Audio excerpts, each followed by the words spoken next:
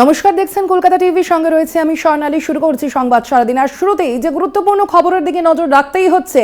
রবিবার রাতে শিয়ালদায় ভেঙে পড়ে বিপজ্জনক বাড়ির একাংশ, ধ্বংসস্তূপে চাপা পড়ে মৃত্যু হয় 2 শ্রমিকের। এন্টালি এলাকার বাড়িটিতে অ্যাসিড কারখানা ছিল বলে অনুমান। ঘটনাস্থল পরিদর্শনে যান মেয়র ফিরহাদ হাকিম।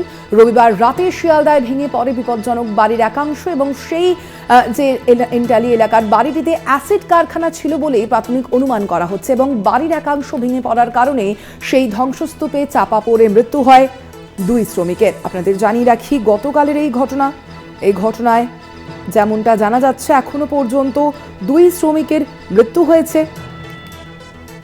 ধ্বংসস্তূপে চাপা পড়ে 2 শ্রমিকের মৃত্যু হয়েছে।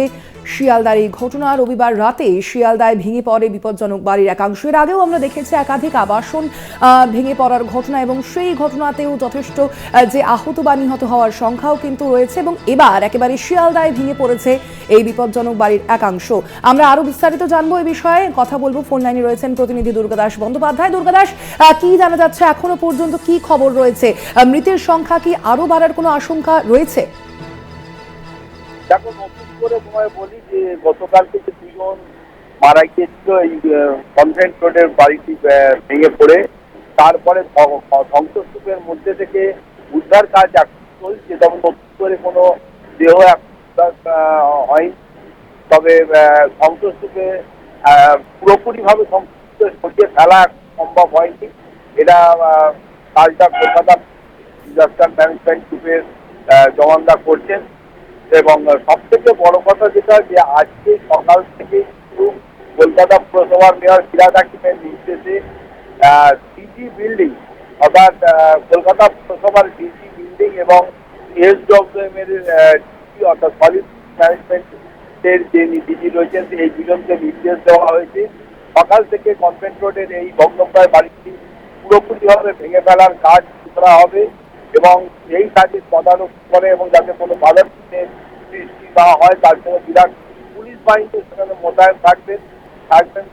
বেশ কিছু কলকাতা পুরসভার উচ্চপদস্থ আধিকারিকরা।